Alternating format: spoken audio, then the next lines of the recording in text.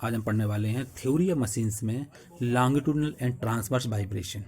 Vibration में हमारे पास 3 topic है, लेकिन इसमें 2 टॉपिक जो हम पढ़ने वाले हैं लॉन्गिट्यूडनल एंड ट्रांसवर्स वाइब्रेशन के, इसमें एमसीक्यू क्वेश्चन है। पहला क्वेश्चन है when there is a reduction in amplitude over every cycle of vibration then the body is said to have, answer हो जाएगा damped vibration। when there is a reduction in amplitude over every cycle of vibration then the body is said to have, answer हो जाएगा damped vibration। वो कौन सा vibration होता है जिसमें एम्पलीट्यूड रिडक्शन होता है प्रत्येक साइकिल के लिए वाइब्रेशन में, उस बॉडी को कहा जाता है damped वाइब्रेशन। अगला क्वेश्चन है longitudinal vibration are said to occur when the particles of a body moves। longitudinal vibration में उस पार्ट को क्या कहा जाता है, उस पॉइंट को जब बॉडी मूव्स करती हो जिससे, तो आंसर हो जाएगा parallel to its axis. Axis के अकॉर्डिंग वो पैरेलल होता है। तो क्वेश्चन है longitudinal vibration are said to occur when the particles of a body moves, answer हो जाएगा पैरेलल टू इट्स एक्सिस, इसके एक्सिस के पैरेलल। नेक्स्ट क्वेश्चन है when a body is subjected to transverse vibration the stress induced in a body will be। जब body transverse vibration के लिए हम कहा जाए तो उसमें हमारे पास स्ट्रेस इंड्यूस्ड बॉडी का क्या होगा, आंसर हो जाए टेंसाइल स्ट्रेस होगा। कौन सा स्ट्रेस लगेगा, tensile stress. When a body is subject to a transverse vibration the stress induced in a body will be tensile stress.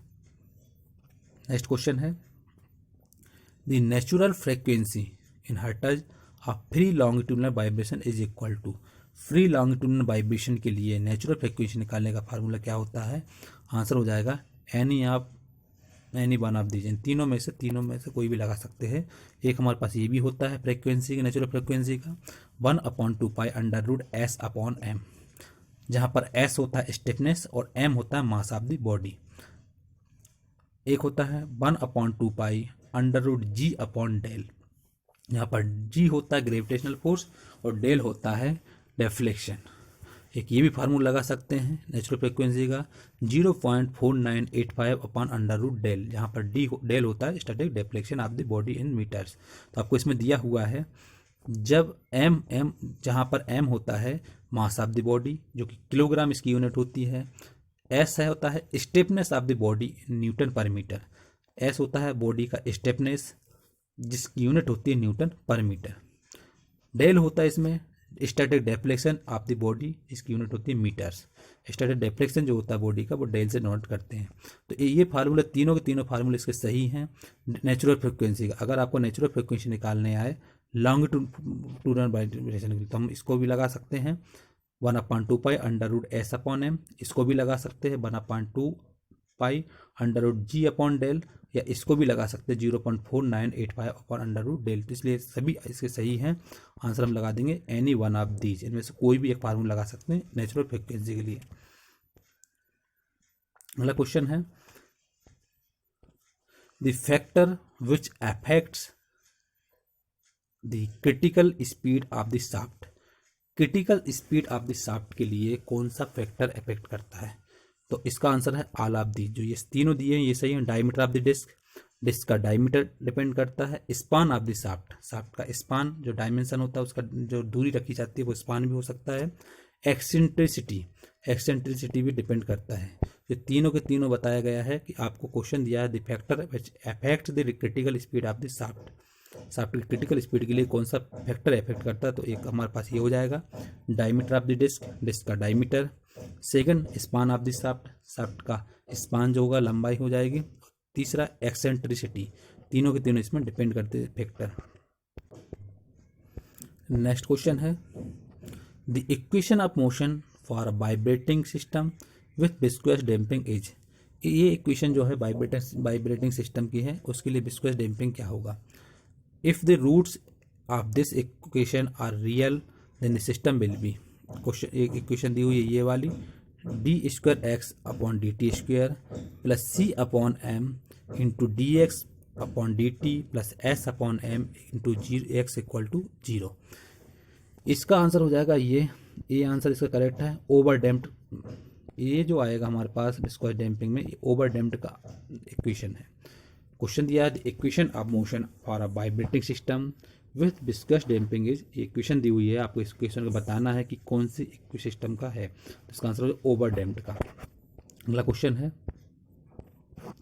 In under damped vibrating system if x1 and x2 are the successive values of the amplitude on the same side of the mean position, then the logarithmic decrement is equal to, under damped vibration में यदि x1 और x2 successive value हो amplitude के लिए, same side के लिए, main position के लिए, तो उसका लॉगरिथमिक डिक्रीमेंट क्या होगा? लॉगरिथमिक डिक्रीमेंट आंसर हो जाएगा log x1 upon x2। Question है in underdamped vibration system if x1 and x2 are the successive values of the amplitude on the same side of the main speed, then the logarithmic decrement is equal to, answer हो जाएगा log x1 upon x2। अगला question है the ratio of the maximum displacement of the forced vibration to the deflection due to the static force is given known by, वह ratio जो maximum displacement forced vibration का और deflection due to static force, deflection due to static force को हम क्या कहा था, इसको आंसर बोलेंगे मैग्नीट्यूड फैक्टर।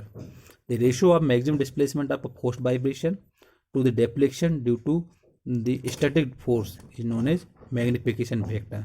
मैग्निफिकेशन फैक्टर का फार्मूला होता है मैक्सिमम डिस्प्लेसमेंट जो कि फोर्स्ड वाइब्रेशन का होता है अपॉन डेफ्लेक्शन जो कि स्टैटिक फोर्स का होता है, तो आंसर हो जाएगा मैग्निफिकेशन फैक्टर।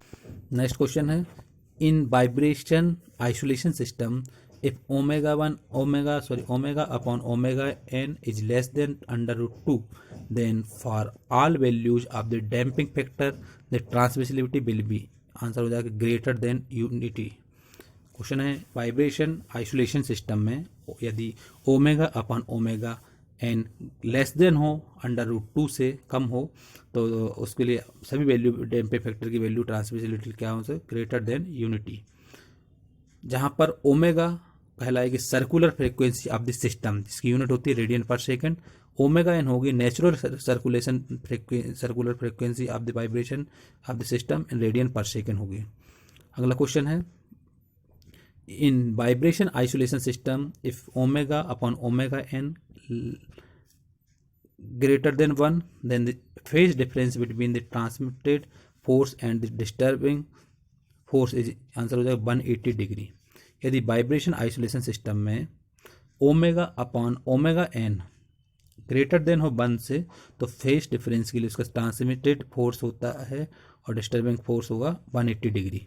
क्वेश्चन है in vibration isolation system if omega upon omega n greater than 1 then the phase difference between the transmitted force and the disturbing force is, answer हो जाएगा 180 degree, correct answer हो जाएगा इसका।